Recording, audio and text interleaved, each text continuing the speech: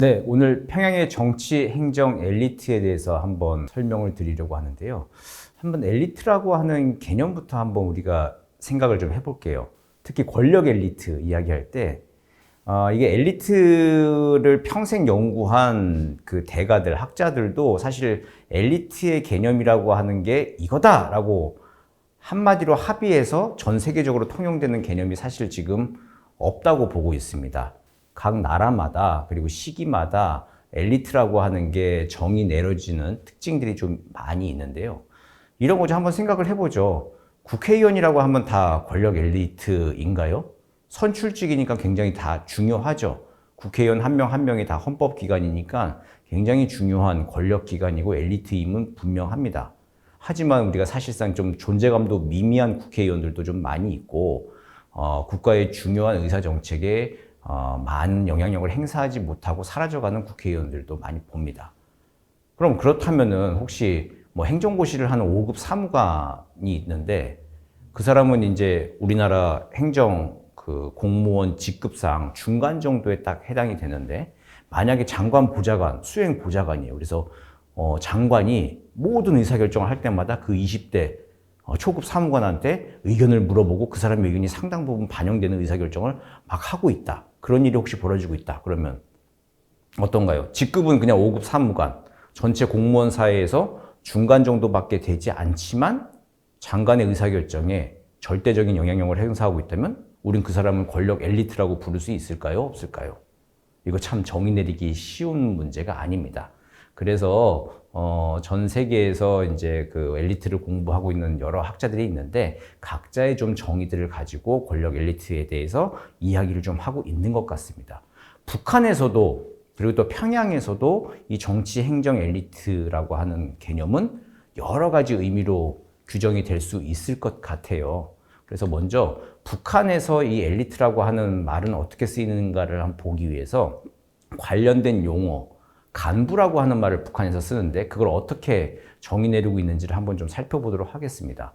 북한의 조선말 대사전을 한번 살펴보면은 간부가 모든 것을 결정한다라고 하는 말이 실제 규정이 되어 있고 개념이 명시가 되어 있습니다. 간부가 모든 것을 결정한다. 이거 자유민주주의 체제에 사는 우리로서는 사실은 좀 듣기 거북한 말이죠. 아니, 모든 권력은 나로부터 나온다. 그러니까 주권은 국민인 나에게 있고 모든 권력은 국민인 나로부터 나온다라고 하는 게 우리들의 상식인데 간부가 모든 것을 결정한다? 사실이 혹시 그렇다 하더라도 이 말을 우리 대한민국에서 누군가 한다. 행정관료가 모든 걸 결정한다. 간부가 모든 걸 결정한다. 정치인이 모든 걸 결정한다. 이런 얘기를 했다가는 뼈를 추릴 수도 없겠죠. 근데 북한에서는 간부가 모든 것을 결정한다라고 하는 말이 실제 사전에 개념 규정이 되어 있습니다. 그러니까 혁명 투쟁과 건설 사업에서 제기되는 모든 문제들은 결국 훈련된 사람들, 그러니까 수령과 당 앞에서 끝없이 충실하고 정치 이론적으로 그리고 또 기술 실무적으로 훈련된 사람들, 튼튼히 준비된 역량 있는 능력 있는 간부들에 의해서 해결될 수밖에 없다. 그래서 혁명과 건설 사업에서 간부의 임무와 역할이 매우 중요하다. 이 말을 조선말 대사전에서는 이렇게 결정한다라고 하는 이야기를 풀어서 설명을 하고 있습니다. 그래서 북한에서 인식하는 간부는 또 간부에 대해서 또 개념 규정이 또 있는데요. 당과 국가기관, 사회단체 등에서 일정한 책임적 지위에서 사업을 하는 핵심 일꾼들, 그 당의 핵심 역량이고 당 정책을 조직하고 집행하는 혁명의 지휘 성원이고 대중의 교양자이다. 그 정책 의사결정을 할 뿐만 아니라 대중의 교양자, 가르쳐야 돼요. 그러니까 정책이나 당과 국가가 나아가는 방향에 대해서도 인민들을 이끌어가는, 북에서는 또 영도한다라고 하는 말까지 쓰는데 지도하고 영도하는 역할을 동시에 해야 되는 사람. 그게 첫 번째 간부의 의미로 규정을 해놨습니다. 이 1번의 의미가 어쩌면 우리가 좀 생각하는 권력 엘리트, 최상부의 중요한 결정을 하는 사람들, 의사결정의 최종적 결정권에 절대적인 영향을 미치는 사람들, 그걸 의미하는 우리가 보통 포괄적으로 이해하는 그 권력 엘리트의 의미를 이 1번 정의가 가지고 있는 것 같습니다. 2번 정의를 한번 살펴볼까요? 국가가 정한 기준 자격을 가지고 일정한 조직체나 기관, 집단 등에서 일하는 일꾼. 우리식으로 딱 얘기하면 그냥 공무원 자격 시험을 걸쳐서 관직에 진출한 이 공무원, 관료, 관리를 아마 의미하는 거에 좀 2번 개념이 가까워 보입니다. 이 사람들은 당과 국가기관, 사회단체 등의 일정한 책임적 지위에서 사업하는 이제 핵심 일꾼이고 당의 골간 역량이면서 동시에 당 정책을 결정된 거를 조직하고 집행하는 혁명의 지휘성원이며 대중의 교양자이다. 근데 이번 개념에서도 역시 뭐예요? 대중의 교양자이다라고 해가지고 인민 대중들을 사상적으로 무장시키고 이끌어 나가야 할 책임을 간부가 지고 있다. 1번, 2번은 동시에 다 똑같이 규정을 하고 있죠. 근데 1번이 우리가 생각하기에 좀 더 포괄적인 권력 엘리트 개념에 조금 더 가까워 보이고 2번은 우리가 생각하는 이제 관료, 행정공무원, 관리에 조금 더 가까워 보입니다. 그럼 북한에서는 관료나 행정공무원이라고 하는 단어는 안 쓰나요? 쓰긴 씁니다. 근데 이제 좀 부정적인 어휘로 쓰여요. 북한에서 관료라고 하는 것은 낡은 사회, 그러니까 공산주의 혁명이 이행되기 이전에 봉건제적인 전 근대 사회에서 이 낡은 사회에서 혹은 이게 부르주아들이 지배하는 이제 자본주의 그 사회에서 낡은 사회에서 지배계급의 이익, 이게 부르주아나 지주나 옛날 같으면 이제 왕족이나 귀족 같은 사람들이겠죠. 그 지배계급의 이익을 옹호하면서 인민 대중을 억압 착취하는 상층 관리, 그리고 그 같은 관직에 있는 동료 이런 거를 관료라고 이제 이야기를 했습니다. 그러니까 전 근대 봉건사회 혹은 이제 귀족사회 혹은 부르주아가 지배하는 사회에서 자본가나 지배계급의 이익에 충실한 그냥 정권의 하수인 개 이제 이런 의미로까지 이제 관료라고 하는 것을 부정적으로 묘사를 하고 있습니다. 그리고 관리도 역시 낡은 사회에서 지배계급 이익을 옹호하고 인민 대중을 억압 착취하고 반동 통치 기간에 일정한 국가적 지위를 가지고 복무하는 자.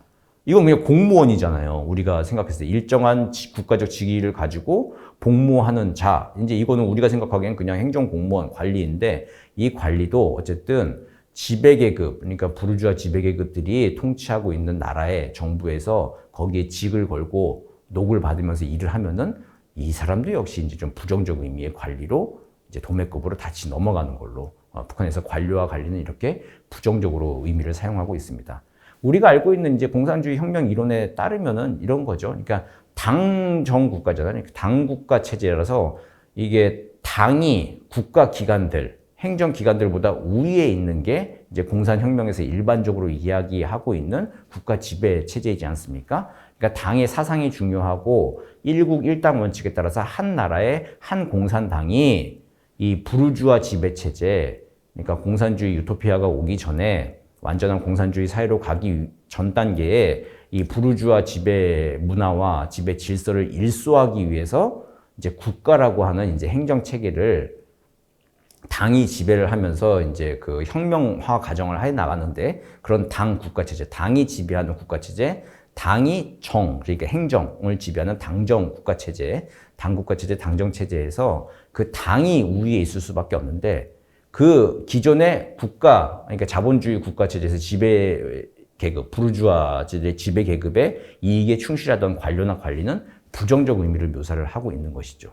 그래서 이제 당의 사상에 충실해서 그 인민 대중을 교양하고 혁명화 과정, 건설 사업을 이끌어 나가는 사람들을 간부라고 하는 용어로 북에서는 좀 따로 칭하고 있는 것 같습니다. 근데 이제 일반적으로 우리가 이해하는 그 권력 엘리트 개념을 해서 봤을 때 간부가 엘리트 개념에 조금 더 이제 가까운 것으로 좀 파악을 하는 게 우리가 이해하기도 조금 더 쉬워 보입니다. 그래서 북한에서의 정치 엘리트, 행정 엘리트, 권력 엘리트라고 하면은 사실은 이제 관료 관리, 단순한 관료 관리보다 간부 개념, 북한에서 쓰고 있는 간부 개념에 가까운 걸로 거의 동일한 것으로 우리가 파악하고 간주해 볼 수 있을 것 같습니다. 사회주의를 표방하고 있는 북한에서 이제 엘리트라고 하는 용어 자체가 일단 자본주의 사회에서의 지배계층을 간주하는 걸로 인식되고 있기 때문에 이 엘리트라고 하는 말을 북한에서 스스로 쓰지 않고 간부라고 하는 용어로 이제 쓰고 있다라고 하는 걸로 우리가 정리를 해볼 수 있을 것 같습니다. 단 우리가 그 북한의 간부들을 이해할 때 근데 우리식으로는 우리가 인식하고 이해하기 편하게는 어쨌든 엘리트라고 하는 개념으로 좀 포괄적으로 한번 바라볼 수 있겠다 이렇게 할 수 있겠죠. 이 사진에 나와 있는 사람들이 이제 북한의 권력 엘리트라고 이제 볼 수 있는 사람들이겠죠. 이제 조선 노동당 당 대표자회 이제 이런 거 할 때 나와가지고 지금 열심히 이제 김정은 총비서의 말을 막 받아 적고 있는 전국 각지에서 선발된 이제 당 대표들, 당 비서들, 이 사람들이 우리가 알고 있는 북한의 권력 엘리트 그 개념에 가까운 사람이다. 이제 이렇게 일단 볼 수 있을 것 같습니다. 자, 근데 그 간부들도 조금 나뉘는 것 같아요. 우리가 보통 우리 언론에서 접하는 북한 소식, 뉴스 볼 때 나오는 사람들, 이 사람들이 이제 핵심 간부죠. 이제 김정은과 함께 등장하는 사람들. 그러니까 앞선 그 슬라이드에 있던 이 사람들 아주 이제 한 600명, 800명 혹은 이제 한 1000명 이상씩 모이는데 이 사람들, 이 간부들보다도 지금 이 김정은과 같은 회의석상에 앉아 있는 이 정도 앉을 수 있는 사람들, 이 사람들을 우리가 이제 핵심 간부라고 이제 할 수 있을 것 같은데요. 이들은 다시 이제 영도 핵심과 지도 핵심으로 보통 학계에서는 구분을 합니다. 그래서 영도 핵심은 북한 권력의 최상부에 있는 사람들이다. 전체 당과 국가의 관리 조직의 목표를 결정하고 그 밑에 있는 관리들, 하위 관리들에게 영향력을 행사하는 사람들. 그러니까 최정점에 있는 당 정치국 위원들. 그리고 이제 후보위원들, 당 정치국 후보위원들, 그리고 당 비서국의 비서로서 이제 김정은의 말과 지시를 직접 전달하고 지시 집행하는 사람들, 최측근에서.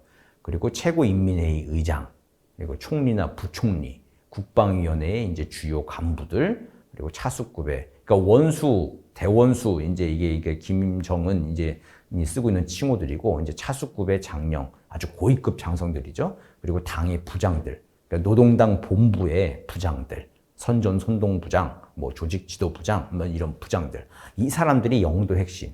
김정은과 같은 회의석상에 앉아가지고 이야기를 할 수 있고, 김정은과 대면으로 지시를 받거나 혹은 뭔가 건의도 하고 논의를 하는 사람들. 요 사람들이 그 김정은을 둘러싼 이게 제 최측근, 제 1층이라고 하는 게 1단계층이라고 하는 게 있다면은 그 1단계에 해당할 수 있는 사람들.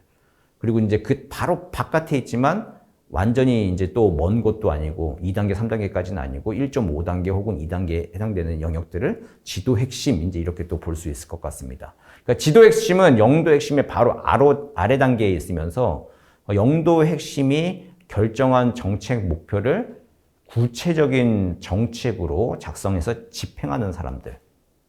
그래서 당 정치국위원이 제일 그 상단에 있다면, 최상단에 있다면은 바로 그 다음에 당 중앙위원회의 위원과 그리고 이제 그 후보위원들.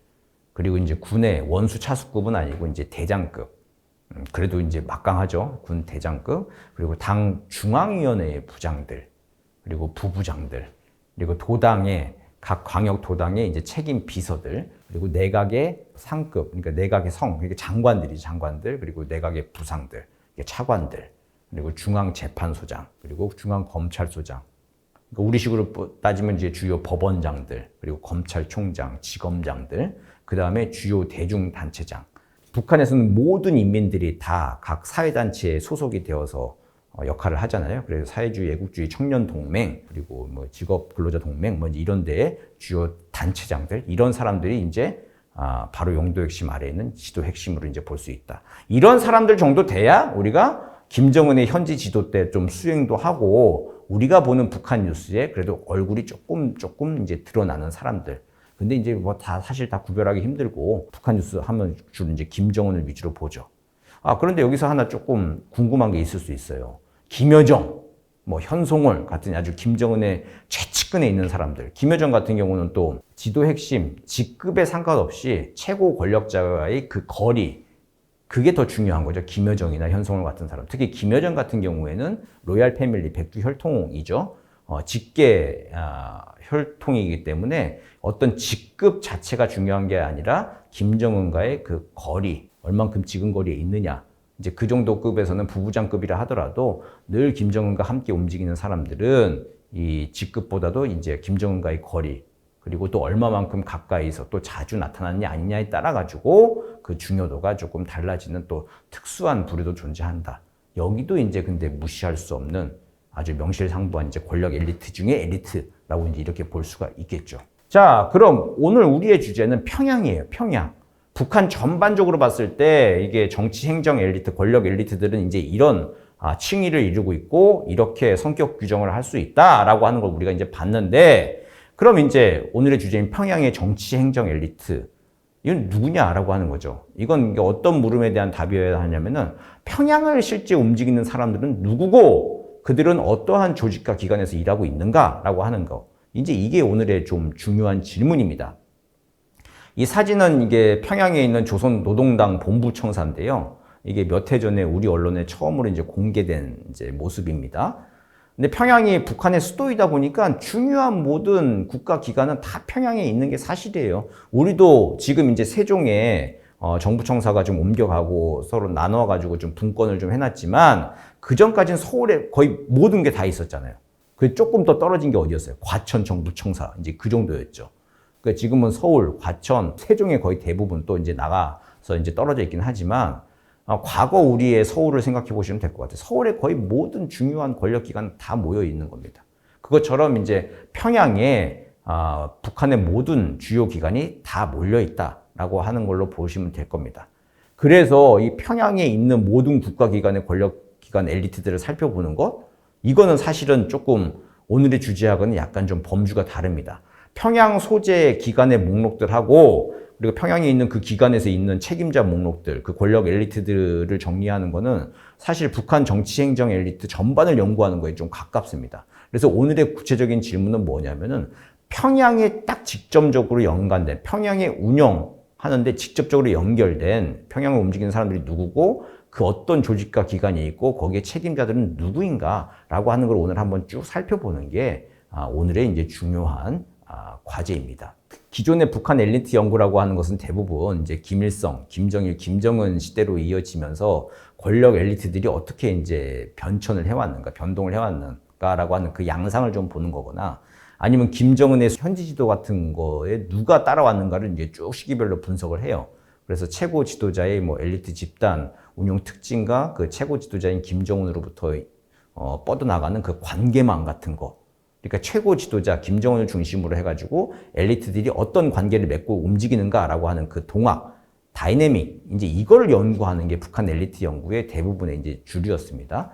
근데 이제 이번 그 강의에서는 이게 당과 그리고 중앙, 그리고 우리로 치면 서울시청 같은 곳이죠. 그러니까 평양 관련 정권 기관, 그리고 이제 그 밖에 어떤 다른 기관들이 있는지 여부들, 이제 이게 평양 운영, 평양을 직접 움직이는데 필요한 직결된 기관과 인물들을 정리하는 게 오늘의 이제 주요한 기본 과제입니다. 그래서 이제 향후에 평양의 정치 행정 엘리트들의 변천과 동학을 연구하는데 활용할 수 있는 이제 기본적인 기초적인 지식을 이제 오늘 한번 이제 살펴본다라고 하는 게 이제 이번 강의의 이제 핵심이 될 것 같습니다. 당정 국가이기 때문에 당이 우선 중심이 되기 때문에 당에서 이제 평양을 움직이는 당 관련 조직과 인물들을 먼저 한번 정리를 좀 해보고, 그리고 정에서 평양 운영과 관련된 평양 정권 기관, 그리고 이제 중앙에, 그러니까 우리를 치면은 중앙행정부처 내에서 평양을 그러니까 서울을 관리하는 어떤 뭐 위원회나 기관이 있다라고 치는 것처럼 북한에서도 중앙에 이제 그 내각 성구들이 있는 그 와중에 거기 안에서 이제 평양과 관련된 위원회들이 또 있습니다. 그 위원회에 어떤 사람들이 있는지, 어떤 기관들이 있는지, 이제 이것들을 한번 정리해 보는 것 오늘 한번 쭉 한번 보도록 하겠습니다. 당에서는 조선노동당 평양시당을 볼 거고요. 정권기관에서는 평양정권기관이라고 제가 이름을 붙였는데 평양직할시 인민위원회, 그러니까 인민위원회가 이제 집행기관입니다. 행정기관은. 그리고 구역과 군의 인민위원회가 몇 개 정도 있는지, 그리고 중앙정권기관 내에서 내각 안에서 성 내에, 그러니까 내각에 각 뭐 성들이 있잖아요. 뭐 철도성도 있고 뭐 기계성도 있고 막 이제 그런데 그 성 내에 평양 관련 조직들이 어떤 것들이 있는지, 그리고 이제 국이라고 이름 붙은 이제 행정 조직들이 북한에 있는데 그 국 단위 내에 평양 관련 조직들, 여기 이제 중앙은행의 이제 지점 같은 것들도 포함이 됩니다. 이런 기관들, 그리고 이제 검찰 재판소의 평양 조직들, 이걸 정권기관, 정에서 이제 살펴보고요. 그리고 최고인민회의, 이게 최고인민회의가 사실은 그 통법부라고 해가지고 러버 스탬프, 고무도장이라고 이제 표현이 되는데, 이건 어쨌든 그냥 당이 결정한 거를 그냥 도장 찍어주는 거, 의결하는 이제 의결기구처럼 이제 행세를 하죠. 여기에 이제 반대나 토론, 뭐 기권, 뭐 이제 이런 것들이 없고 거의 뭐 전원 투표, 만장일치 늘 이런 결과가 나오긴 하지만 최고인민회의가 어쨌든 헌법상 이제 국가적으로 이제 대외적으로 대표하는 면들이 많이 권한들이 부여가 되어 있습니다. 그리고 최고인민회의 선거, 대의원 선거를 또 하죠, 북한도. 이제 이것도 늘 만장일치 선거이긴 하지만 그래서 평양 구역별로 인민회의의 대의원들은 누가 있는가? 그러니까 김정은도 과거 집권 초기에는 실제 최고인민회의 대의원 선거에 입후보해가지고 대의원이 되기도 했어요. 또 김여정도 지금 또 대의원 후보 입후보해가지고 대의원이 되기도 있습니다. 근데 이제 이게 우리나라의 국회의원과 똑같은 의미 같은 건 아니죠. 어떤 뭐 격으로 봤을 때는 우리의 국회에 해당한다고도 볼 수 있겠지만 그 기능과 성격이 본질적으로는 좀 다릅니다. 그렇지만 어쨌든 나중에 우리가 평양 관련돼 가지고 교류 협력을 할 때 카운터파트가 누군지 식별할 때 각 지역별로 최고인민회의 대의원이 누군지도 한 번은 좀 정리를 해놓는 것, 이것도 필요할 것 같습니다. 왜냐, 최고인민회의 대의원 뭐 이것도 별것도 아니야. 이거 뭐 중요한 것도 아니고 그냥 정해놓은 거 그냥 박수치고 표결하고 끝내는 사람들인데 뭘 알아봐 라고 할 수도 있겠지만 근데 이제 최고인민회의 대의원은 아무나 하지는 않겠죠. 그것도 이제 평양에서 수도인 평양에서 대의원 정도 하는 사람이면은 북한에서도 그래도 그냥 속된 말로 방귀깨나 끼는 사람들, 영향력 있는 사람들을 분류를 할 수 있겠습니다. 그래서 이제 넓은 의미로 봤을 때 정치행정 엘리트에 포괄될 수 있을 거다. 그래서 간단히라도 최고인민회의 대의원들도 한번 보도록 하겠습니다. 이거 정보를 그럼 어떻게 정리할 거냐, 뭘 기준으로 볼 거냐라고 했을 때, 뭐 다양하게 정리를 할 수 있겠습니다만 일단은 기본 정부 공식 자료를 활용하도록 하겠습니다. 북한 기관별 임명록 그리고 북한 주요 인물 정보에 나와 있는 내용 중에 평양 관련 내용들을 다시 이제 모자이크 퍼즐처럼 쭉 맞춰가지고 재구성을 좀 한 내용을 좀 설명을 드리도록 하겠습니다. 일단 평양 관련해서 당정 기구도는 세로 그리면 이렇게 그릴 수 있습니다.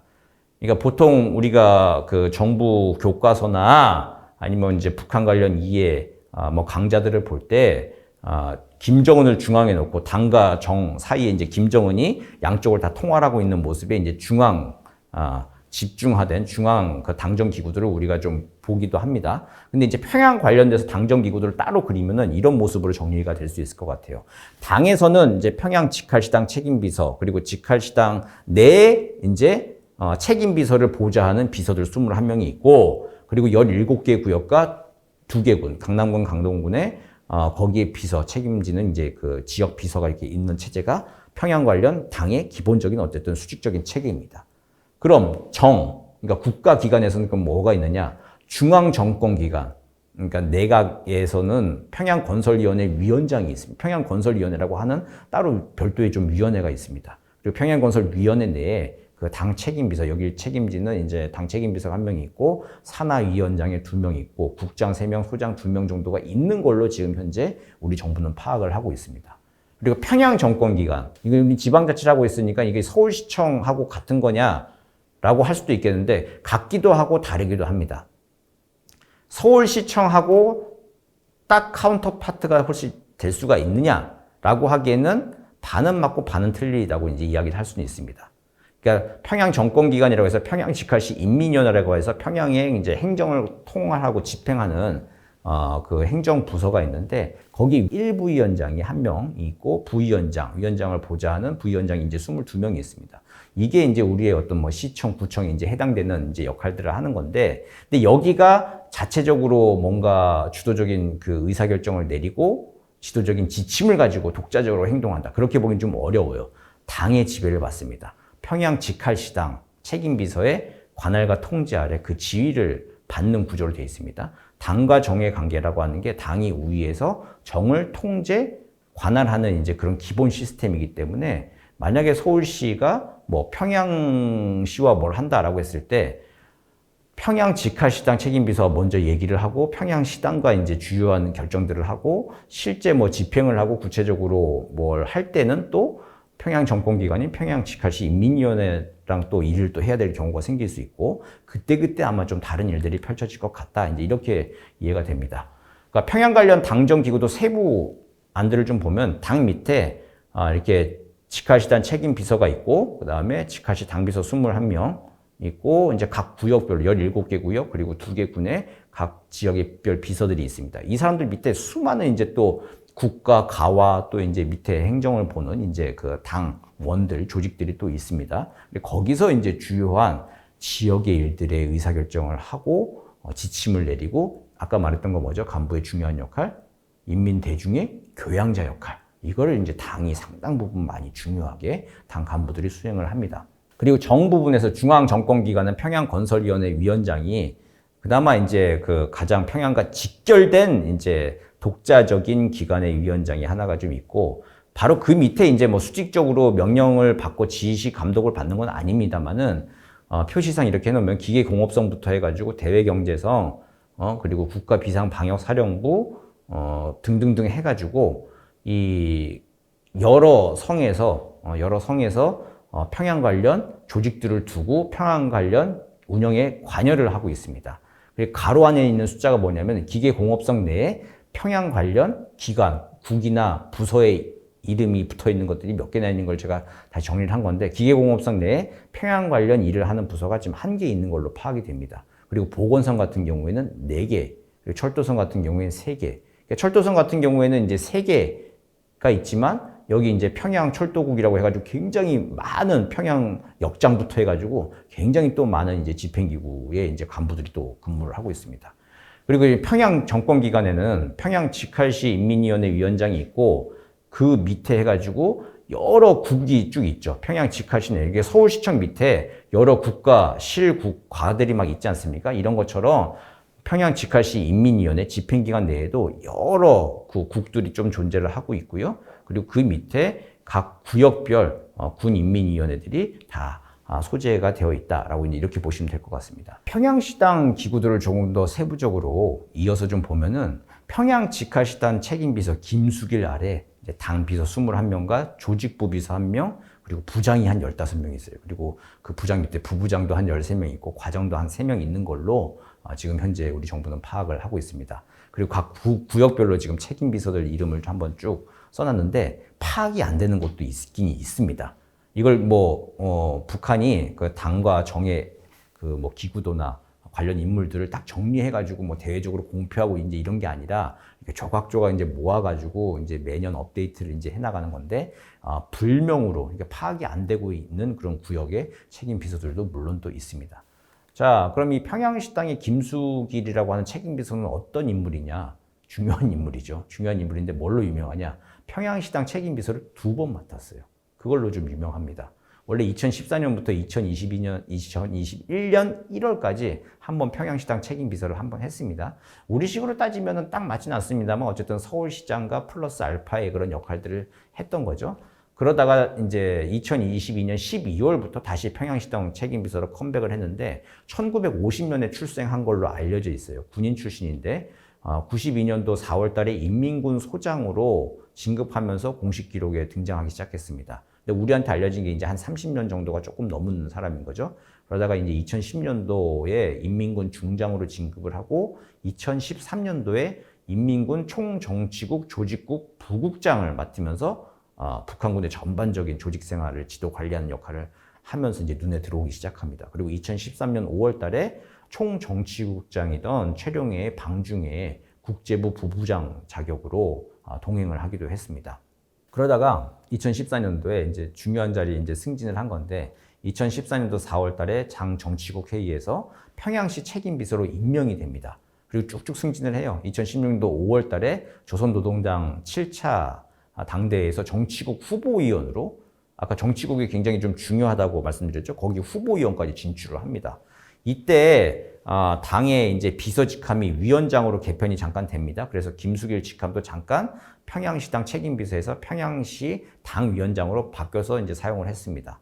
그리고 2018년도에 5월 달에 평양시 당위원장 자격으로 조선노동당 친선 참관단에 포함이 돼서 중국을 방문했습니다. 그래서 시진핑 국가주석도 만나고요. 그리고 중국 현지의 개혁개방 현장을 시찰하는 모습도 포착되기도 했습니다. 잘 나가는 사람이었죠. 중요하게 잘 역할을 하다가 총정치국장까지 역임을 했어요. 조선인민군 총정치국장은 굉장히 좀 중요한 역할입니다. 군의 전반적인 정치 지도 생활, 사상 통제를 하는데 최고 책임자이기 때문에 굉장히 중요한 또 김정일 최측근들이 임명되는 자리인데 그 일도 이제 하다가 2021년도에 조선노동당 8차 당대회 때 총정치국장에서 물러나면서 강원도당 책임비서로 자리를 옮깁니다.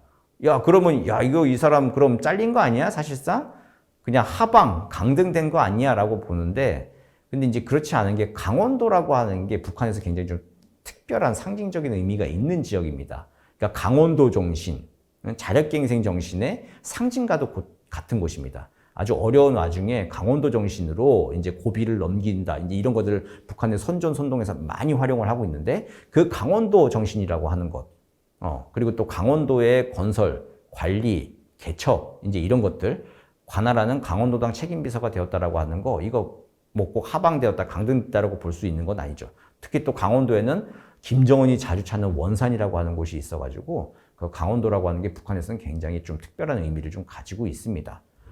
그리고 또 2021년도 강원도당 책임비서로 옮겼는데, 동시에 9월에는 국무위원회 위원으로 또 발탁이 되기도 해요. 그래서 이제 단순히 이제 좀 권력의 최상층부에서 쫓겨났다, 이제 그렇게 볼 수 없는 것이고, 그렇게 좀 일을 하다가 2022년도 12월 달에 다시 평양시당 책임비서로 컴백을 합니다. 그러면서 또 이제 정치국 후보위원으로 또 선출이 돼가지고, 어쨌든 이 영도 간부, 영도 핵심, 주요 핵심 간부층에 지금 계속 역할을 하고 있다라고 이제 이렇게 볼 수 있을 것 같습니다. 우리나라에는 그 김수길이 컴백해서 알려진 첫 번째 뉴스가 2022년도 연말에 평양시당 책임비서로 이제 오자마자 평양시가 되게 그래도 다른 데 다 먹고 살기 힘들어도 평양 시민들은 그래도 먹고 산다라고 우리가 생각을 하는데, 평양 시내에서도 식량을 거의 소진한 전량세대라고 하는 게 있었던 모양입니다. 지난 겨울을 나기 힘들었던, 2022년도 겨울을 나기 힘들었던 그런 세대를 긴급히 파악을 해가지고 10일치 식량을 긴급 지원하라, 이제 그런 특별 지시를 내리기도 했습니다. 이제 이게 그 김수길이 했던 뉴스로 이제 그 컴백한 이후에 최초로 알려졌던 그런 뉴스 내용인데, 이런 거, 그러니까 평양 시민들 중에 어려운, 우리 층으로 치면 이제 그 극빈층의 긴급 생계 지원, 이런 걸 하라고 결정을 하는 거. 우리 이제 시장이 하는 거잖아요. 이런 거를 평양시당 책임비서인 김수길이 지금 현재 이런 걸 하고 있다. 그래서 이제 그 실질적인 정책의 기획과 관리 감독의 결정, 이제 이런 것들을 김수길이 하고, 그 집행은 뭐예요? 식량 나눠주는 건 어떻게 평양시당이 할까요? 평양시당도 이제 관리 감독하고 같이 하겠지만, 그때는 평양시 인민위원회, 이제 각급 인민위원회들이 나서가지고 거기에 이제 간부들이 같이 역할을 한다. 그러니까 결정은 이제 김수길이 하고 집행은 평양시 인민위원회에서 하는 그런 체제가 있을 거다라고 이제 우리가 이제 이해를 할 수가 있겠죠. 김수길의 사진이 이제 모습이 알려져 있는 거는 2016년도에 이게 좀 가장 가까이 좀 알려진 사진이 있어요. 7월 3일 날 그 김정은이 평양중등학원, 이때 평양중등학원을 이제 새롭게 개보수를 했는데, 그 현지 지도를 이제 수행하고 있는 모습이 언론에 포착되기도 했습니다. 그렇게 해서 이제 당이 운영이 되고 있는데, 그 평양 직할시당 외에 각 구역별로 이렇게 비서와 선전 선동부, 뭐 그리고 소속 불명, 무슨 일을 하는지는 모르겠지만 그냥 부장 직함으로 언론에 등장한 사람들, 뭐 교육부 부장도 있고 무슨 부부장도 있고 하는데, 하여튼 다양한 모습으로 각 구역별로 이제 그 비서들이 역할을 좀 하고 있다라고 하는 겁니다. 다시 정리를 하자면, 조선노동당의 그 각 지역별 당위원회는 이게 수직적으로 당에서 이제 밑에 내려가는 수직적인 계열로 각급 당위원회가 딱 일관된 명령 체계로 쫙 위계 구조를 가지고 가는 수직 체계가 하나가 있고, 그리고 이게 수평적으로 해당 지역이나 해당 기관이나 다 당 조직이 같이 붙어 있어요. 그래서 수평적으로 또 있는 그 기관을 또 관리 감독하고, 특히 사상 통제, 교양을 하는 이제 그런 역할들을 하면서, 당정 체제라고 하는 것이 수직과 수평의 지배 관계가 이렇게 날줄과 시줄처럼 얽혀 있는 상태로 북한의 이제 그 권력 시스템이 지금 움직이고 있다. 이제 이렇게 볼 수가 있겠습니다. 그럼에도 불구하고 각급 지역에서는 어쨌든 당 비서에게 각 단위 지역 내에 거의 모든 권력들이 집중되어 있습니다. 그러니까 조선노동당은 이제 행정지역과 단위를 이제 기준으로 해가지고 광역 단위로 해서 13개의 시도당위원회가 있고, 기초 단위로 해가지고 한 200개 정도의 시군당위원회가 있는 걸로 알려져 있습니다. 그리고 수천 개의 이제 초급 당위원회가 있고 수만 개의 이제 당 세포 조직들로 이제 구성되어 있는 걸로 알려져 있는데 이거를 딱 정리해서 대외적으로 공표하고 있지는 않습니다. 이제 이렇게 추정되는 걸로 우리가 파악을 하고 있고 그뿐만 아니라 조선인민군하고 각급의 성중앙 기관에도 당 비서들이 붙어가지고 당위원회 조직 체계를 구성을 좀 하고 있다라고 하는 거죠. 중국하고 비즈니스 하시는 분들 아마 좀 뭐 쉽게 좀 이해하기 쉬우실 건데 우리가 북한은 빈번하게 갈 수 없지만 중국하고는 우리가 비즈니스를 많이 했잖아요. 하고 있고 그랬을 때 어디 이제 뭐 성에 갔을 때 어느 성이나 시에 갔을 때 그 성장이나 시장 만나는 것도 중요한데 같이 꼭 만나야 될 사람이 그 성이나 시의 당석이죠. 그 당석이를 만나서 이야기를 하고 다 얘기가 되어 있고 그리고 또 중국식으로 관시라고 하는 게 형성이 되어 있어야 이제 비즈니스가 이루어진다라고 하는 걸로 우리가 보통 알고 있죠. 중국이 경제적으로는 사회주의 시장 경제라고 해서 개방 경제를 택하고 있지만 여전히 중국 공산당 일당 독재를 좀 하고 있는 나라이기 때문에 그 당서기가 각급 이제 지역과 그리고 중요한 이제 국영기업 같은 데 다 당서기들이 붙어가지고 그리고 각급 대학은 물론이고요.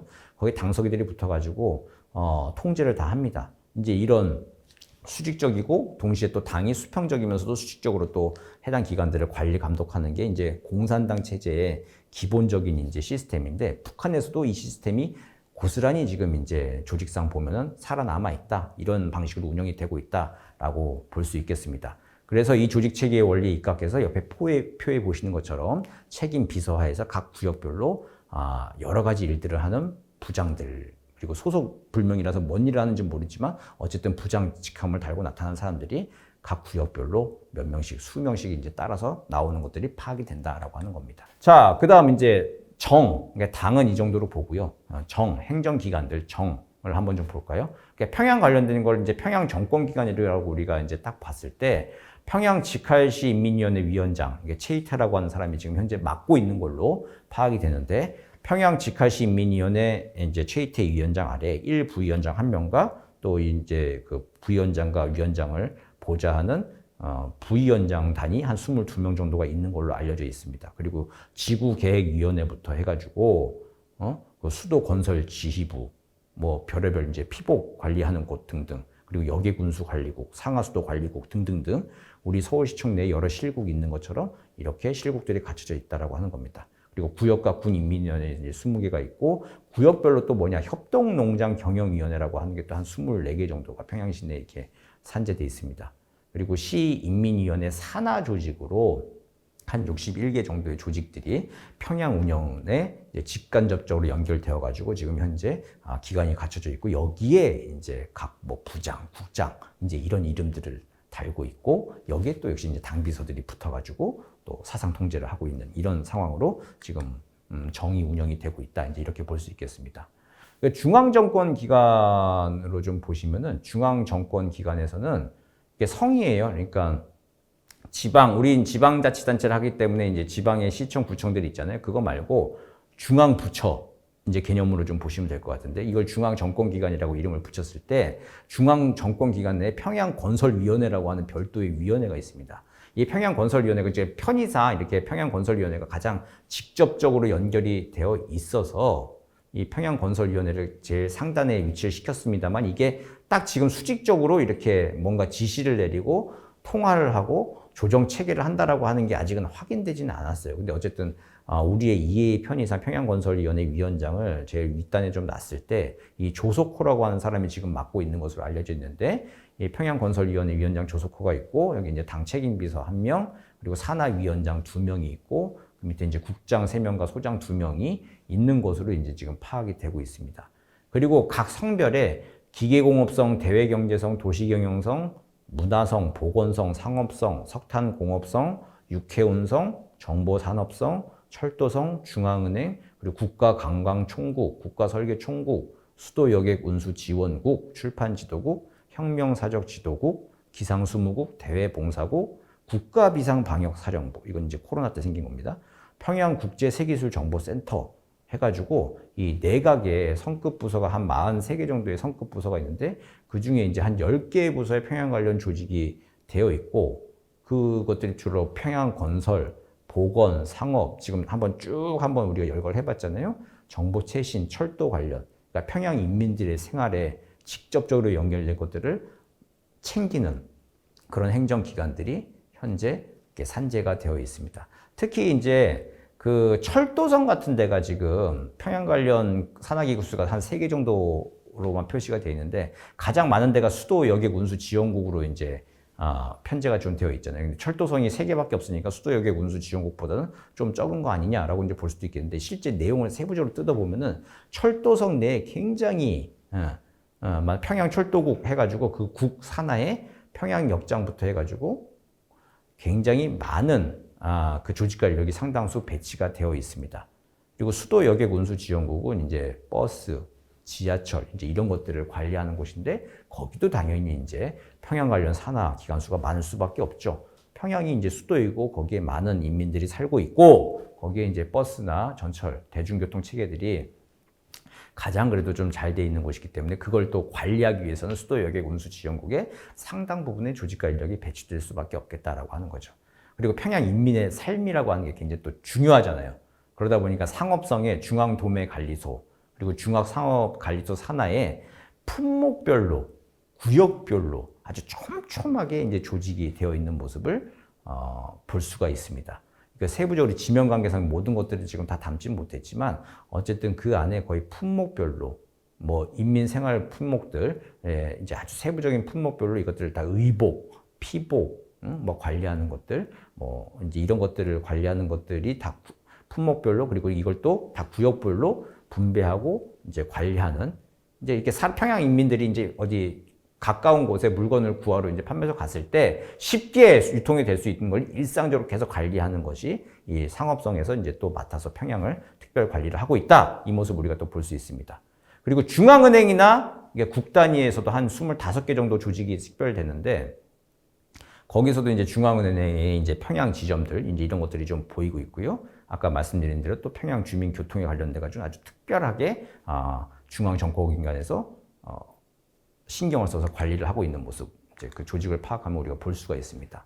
예, 그 다음에 정에 어쨌든 이제 행정기관 쪽에 우리는 이제 사법기관으로 이제 법원을 따로 분류하고 또 검찰은 또 법무부에 속해 있기도 한데 어쨌든 이것도 포괄적으로 정이라고 하는 것으로 당정국가에서 어쨌든 정의 포괄적인 체제에서 봤을 때 검찰 및 재판소도 이제 정에 분류해서 우리가 한번 살펴보자면은 검찰도 이렇게 보시는 것처럼 평양시 검찰소, 동대원구역 검찰소, 보통강구역 검찰소, 평촌구역 검찰소, 강남군 검찰소 해가지고 요 소장들이 있는 것으로 파악이 됩니다. 근데 이 평양시 검찰소 소장이 누군지 지금 현재 이름은 파악은 되지 않고 있죠. 그래도 어쨌든 이 중요 구역에 몇 군데 이제 검찰소들을 두고 검찰소는 그럼 왜 구역마다 왜 없죠? 라고 하는 건데 이게 우리가 경찰 조직처럼 이게 인민보위부처럼 각 기업 주요 그 거리마다 길목마다 이게 지키는 거면은 그리고 통제를 해야 되는 거면 각 구역마다 각 동단위별로 막 다 있어야 되겠지만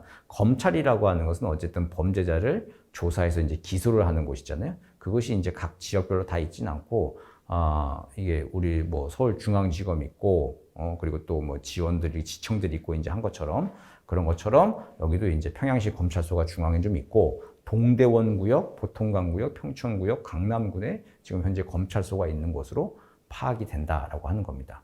그리고 이제 재판, 사법부, 재판 평양시 재판소 소장이 있고 보통강구역 인민재판소의 부소장이 있는 걸로 이제 파악은 되고 있는데 평양시 재판소 소장이 누군지는 현재 좀 불명인 상황입니다. 뭐 북한에 이런 뭐 재판 같은 걸 하나요? 이게 뭐 이루어지고 있어요? 실제로 사법 체계가 그냥 거기는 그냥 뭐 공개 처형하고 그냥 법도 없이 그냥 당간부가 다 알아서 직결 처형하고 막 그런 거 아니에요? 꼭 그렇지만 않습니다.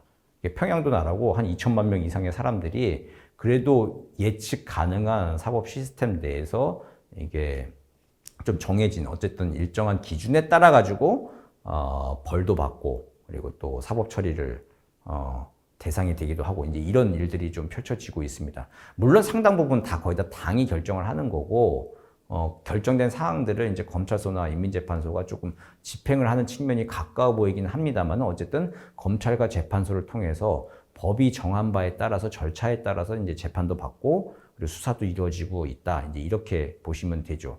그리고 우리가 왜 외국에 특히 뭐 미국이나 뭐 다른 나라의 뭐 관광객이나 어떤 사람들이 북한에 억류될 때 모습들을 좀 보잖아요. 그때 보면은 그냥 뭐 임의로 막 그냥 억류해가지고 뭐 그냥 계속 데리고 있는 것처럼 보이지만 북한 내부, 그러니까 우리 기준에서 봤을 때는 거의 자의적 구금에 사실은 가깝죠. 억류를 하고 있으니까 억지 주장들이 펼치면서.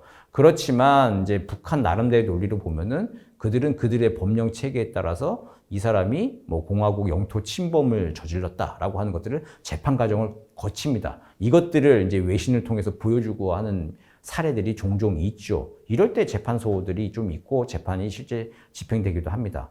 그리고 이제 북한의 유명한 소설인 벗이라고 하는 소설을 보면 첫 장면에 이혼 청구하는 장면이 나오는데 이혼 소송하고 막 이렇게 하는 장면이 나오는데 변호사도 있고요. 검사도 있고 판사도 다 있습니다.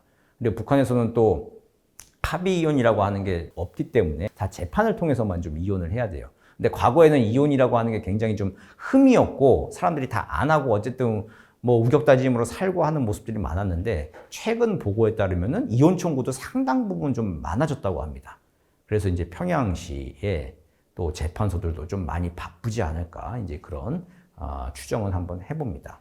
자, 그리고 평양 지역 최고인민회의 대의원들 이렇게 보시면은 평양 직할시 대의원들이 좀 이렇게 있고 그 낙랑구역, 대동강구역, 대성구역, 동대원, 만경대, 모란봉, 보통강, 사동, 삼석, 서성, 선교, 순안, 역포, 용성, 은정, 중구역, 그리고 평촌, 형제산, 그다음에 강남군, 강동군. 그러니까 17개 구역과 이제 2개 군으로 이제 평양 직할시가 편성이 되어 있는데 평양 직할시 대의원이 이렇게 19번 김현실, 40번 리주은 이제 이런 식으로 지금 몇 명이 이렇게 있다고 합니다. 그러니까 이름 앞에 일련 번호는 평양 전체 최고인민회의의 이제 그 선고구 번호인데 뭐 19번 선고구 평양 직할시 19번 선고구에 이제 김현실 대의원이 있는 것이죠. 그리고 211번 선고구에 리영일 대의원이 있고 이제 이런 식으로 평양 직할시에 이제 대의원이 있고 각 구역별로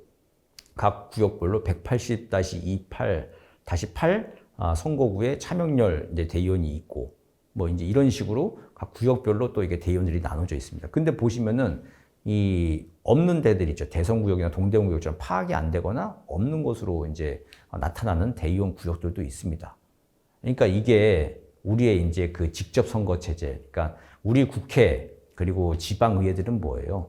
그 주민의 대표자지 않습니까? 국민의 대표자이기 때문에 빠지는 구역이 있으면 안 되잖아요. 그리고 또 인구 비례에 맞춰가지고 어쨌든 한 25만 명, 20만 명, 25만 명 적정 수준에서 국회의원인을 한 명 있도록 선거를 할 때마다 우리는 아주 굉장하게 세밀하게 조정을 해가지고 선거구를 이제 획정을 하고 하죠. 근데 이제 북한에서는 그러진 않는 모양이에요. 인민의 대표자라고 하는 나기보다도 이제 각 구역, 인민의 대표자는 반드시 각 구역마다 한 명, 두 명이나 나와야 될 건데 인구비를 해서라도. 근데 그렇지 않고 파악이 안 되거나 없는 것으로 있는 것으로 봤을 때는 어쨌든 평양 지역 전체를 이제 대표해서 그리고 또 당이 정한 것들을 좀 이게 절차적으로 추인하는 통법부로서의 기능이 최고인민회의의 지금 성격이 훨씬 더 강하기 때문에 어쨌든 좀 형식적인 측면에서 이제 대의원들을 좀 이렇게 뽑고 지금 현재 리스트가 좀 나와 있는 게 아닌가 추정은 해봅니다.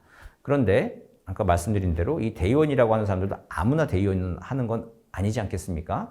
그러다 보니까 나중에 혹시라도 이제 평양과 교류 협력이 있거나 평양의 어떤 문제를 이제 파악하고 해결하고 할 때 그때 이 대의원들도 그냥 가만히 있는 사람들은 아니고 지역에서 나름대로 영향력을 행사하는 사람들로 이제 우리가 추정을 해볼 수 있겠죠. 그랬을 때 이제 포괄적으로 넓은 의미의 우리 엘리트로 놓고 이 평양 지역 최고인민회의 대의원들도 이런 사람들이 있다라고 좀 볼 수는 있겠죠. 만약에 나중에 혹시 뭐 서울 평양 교류가 됐을 때 서울시 의회 의원들이 이제 자기 지역구와 비슷한 위치와 수준에 있는 어느 구역을 정해가지고 거기 대의원을 만나겠다라고 하는 거. 뭐 이제 시도는 해볼 수 있겠습니다만은 카운터파트가 없을 수도 있어요.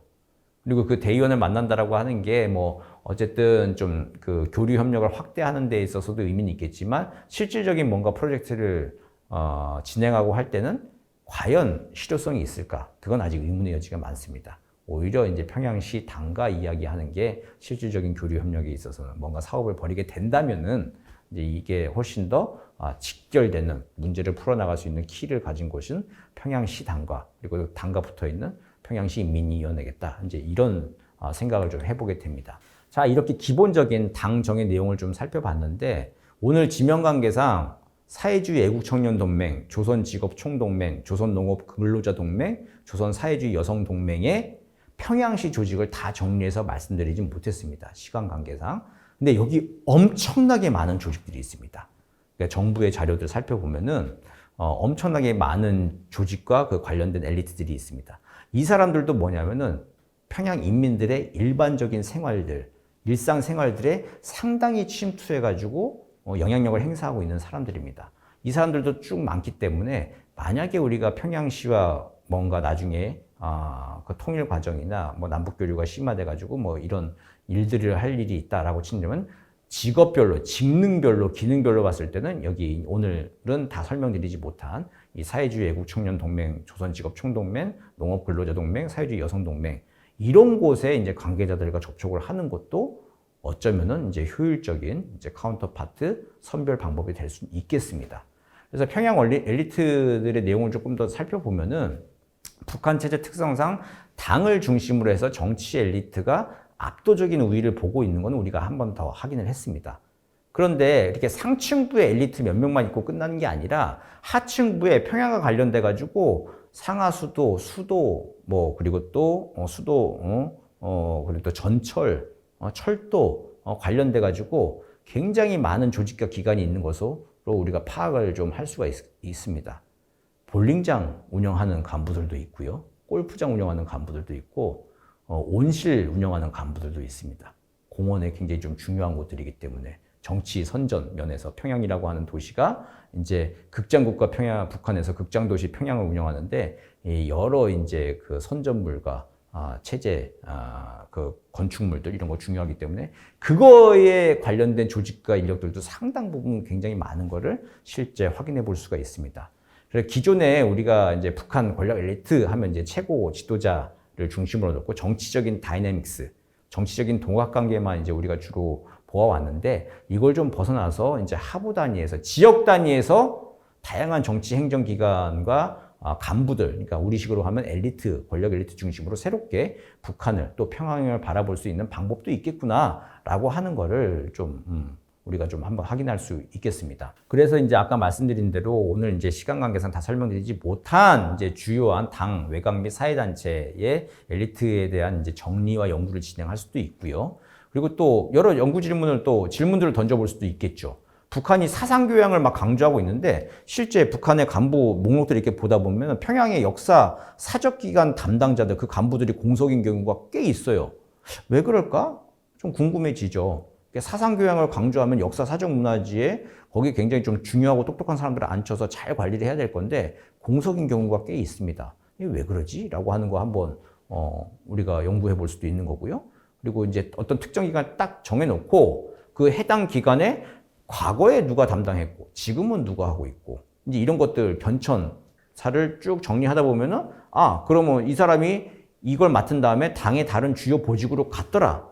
아니고 이걸 맡은 다음에는 그냥 이게 하방을 하거나 강등됐더라 라고 하는 그런 기관들이 있다라고 하면은 그것도 그러면 이제 어쨌든 평양 엘리트를 중심으로 북한 내부의 권력 엘리트들의 동학을 연구하는데 한 또 이제 연구 파트 우리가 조사 분석할 수 있는 한 주제가 또 될 수도 있겠죠. 그리고 또 서울과 평양의 지방 행정 조직을 비교해 보면서 직접 상대해야 될 어떤 카운터파트 기관들을 한번 살펴보는 것. 이게 뭐 지금은 이제 남북 관계가 좀 끊겨 있긴 합니다만 혹시 나중에 뭐 서울 평양 교류들이 이제 확대된다면은 그때 이제 평양의 지방 행정에 맞춰가지고 우리가 뭘 할 건가라고 하는데 이제 연구하는 이제 기초 자료로 추가 연구로 또 계속 또 우리가 해볼 수 있는 거겠죠. 그래서 이제 이런 내용들을 좀 바탕으로 해가지고요 앞으로 우리가 다양하게 북한을 바라보고 평양을 다시 한번 바라보고 다양한 북한의 정치 행정 엘리트를 연구하는데 새로운 전기가 또 기반들이 좀 마련되기를 기대해 봅니다. 이것으로 오늘 말씀 마치도록 하겠습니다. 감사합니다.